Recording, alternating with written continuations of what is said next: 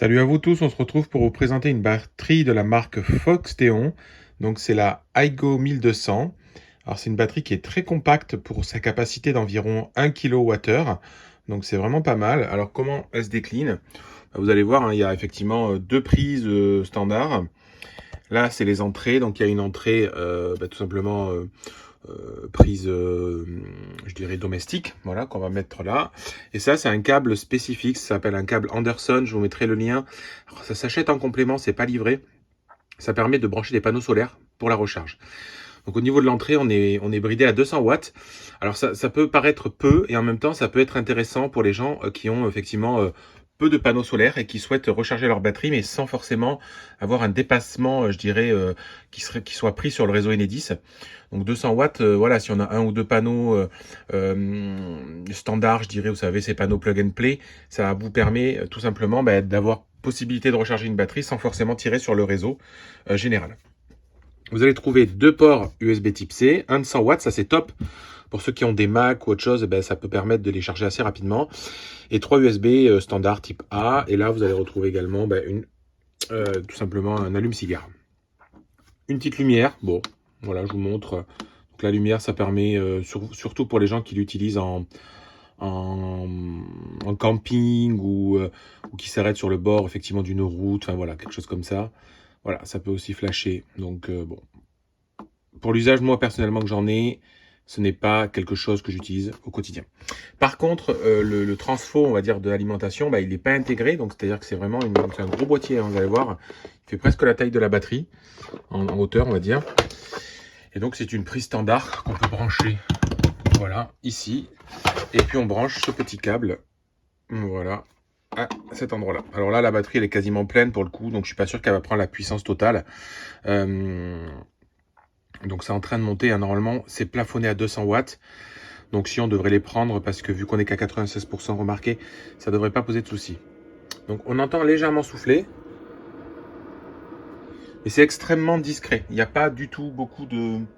Voilà, c'est vraiment très discret. L'emballage de la batterie est très très bien fait. C'est très solide. C'est bien protégé. Vous avez une petite notice aussi qui est livrée. Voilà, donc manuel en anglais par contre, je préfère le préciser. Et puis après, c'est effectivement, voilà, c'est mis dans de la mousse, donc de manière à ne pas prendre de risques pendant le transport. Une fois qu'on a dit ça, quel type d'usage on peut avoir avec cette batterie? Moi personnellement, elle va aller dans la chambre de mon fils, qui effectivement a une télé, a une petite box, une box télé et a également sa Switch. Ce qui va lui permettre tout simplement que moi je vais activer la recharge automatiquement par une prise connectée. Donc ici, entre la prise de la maison et là, je vais mettre une prise connectée. Je vais la faire déclencher aux heures les plus propices du soleil au niveau de la maison pour que la batterie se recharge par exemple entre 11 heures le matin et 15 heures l'après-midi. Comme ça, elle sera normalement à 100% chaque jour et ça va lui permettre après d'être autonome sur la partie recharge de ses appareils. Donc là, on est sur des économies qui sont effectivement pas énormes, hein. On est d'accord qu'une télévision, tout ça, ça consomme pas énormément. Mais par contre, l'objectif, c'est quand même que l'on puisse tout simplement faire quelques économies, d'autant plus l'hiver quand le prix de l'électricité est un peu plus cher. Moi, vous savez, je suis en offre tempo. Les sorties par les prises du bas, c'est 1200 watts maximum, en sachant qu'elle peut prendre en pic un petit peu plus, mais c'est 1200 watts. Alors là, j'ai un appareil qui fait 1350 watts. On va le tester, on va voir ce que ça donne. Donc hop, je vous le ramène tout de suite. C'est tout simplement une presse à chauffe en fait. C'est un peu comme faire à repasser, hein. Et donc ça, voilà, c'est sur le papier. En tout cas, c'est écrit dessus que ça fait 1350 watts.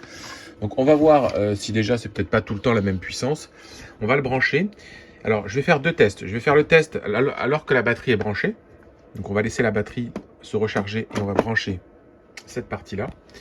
Donc là, pour le coup, on va regarder si on peut l'allumer. Donc là, ça ne s'allume pas. C'est parce qu'il me semble qu'il y a le bouton AC qu'il faut mettre en fonctionnement. Et vous voyez, en fait, on active la partie AC. Donc là, la batterie, effectivement, risque de se mettre à chauffer un petit peu plus.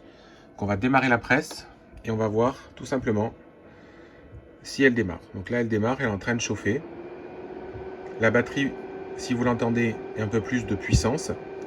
Par contre, à cet instant-là, en tout cas, on n'a pas la puissance de sortie. peut pas voir la puissance de sortie, on voit la puissance d'entrée.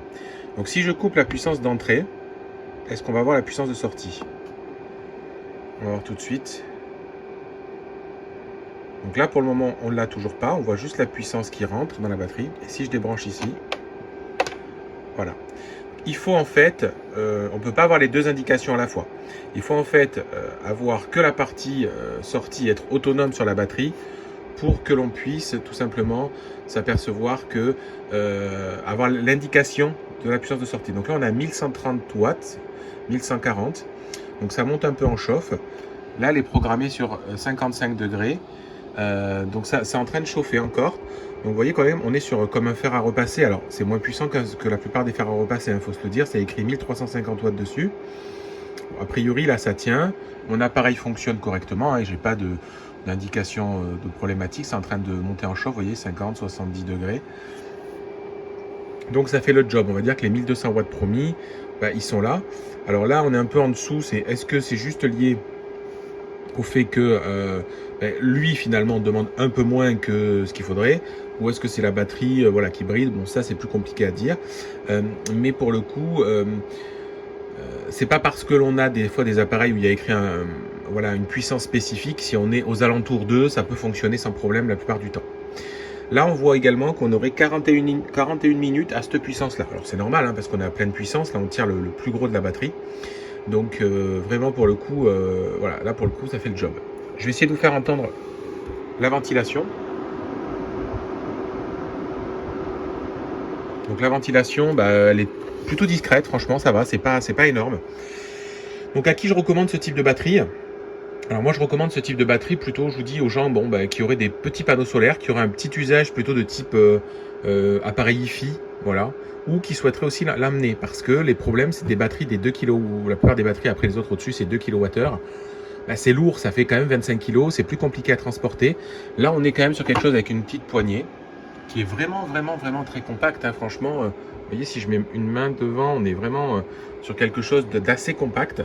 Donc c'est un bon compromis finalement c'est un bon compromis à mon avis pour les gens qui ont un besoin pas trop petit, parce que c'est vrai que, vous voyez, j'ai une autre batterie qui fait que 400 ou 500 Wh. Ça peut être vite limite, là on est juste là pour charger très peu. Et là on est quand même sur presque 1 kWh, donc bon, voilà, chacun a ses besoins, chaque besoin est différent en fonction de l'usage que l'on souhaite en faire. Et puis je pense qu'elle peut répondre à beaucoup voilà, de personnes. Vous pouvez aller voir sur, je vais vous mettre le lien en dessous, hein, c'est sur Amazon qu'on peut l'acquérir. Donc l'avantage d'Amazon c'est que c'est plutôt rassurant, c'est que s'il y a un problème, je le souhaite pas, mais s'il y avait un problème, en tout cas Amazon, il est là pour faire un intermédiaire de confiance qui peut effectivement voilà, solutionner des problèmes que l'on pourrait rencontrer. Donc là vous voyez la batterie, ça y est, la chauffe est à 160 degrés. Pam. Hop, ça c'est entre guillemets arrêté, hein. Voilà, ça a sonné, c'est parfait. Donc Amazon c'est plutôt rassurant, et vous regarderez, ils ont une batterie plus grande et une batterie plus petite, ils ont toute une gamme, donc n'hésitez pas si vous êtes en recherche finalement d'une gamme, d'une batterie plus importante ou d'une batterie plus faible, à comparer. Et puis regardez peut-être, souvent sur Amazon des fois il y a des codes promo, donc n'hésitez pas à regarder. En ce moment je crois qu'il y en a un, donc ça peut être intéressant si en tout cas ce type d'appareil vous intéresse. Je vous dis à très bientôt. N'hésitez pas à me poser quelques questions en commentaire si vous en avez besoin. Et puis, en tout cas, sachez que là, voilà, le produit, en tout cas, me semble de qualité. Vraiment, ça fait solide, robuste. On est sur une batterie LFP. Je vous dis à très bientôt. Bye bye.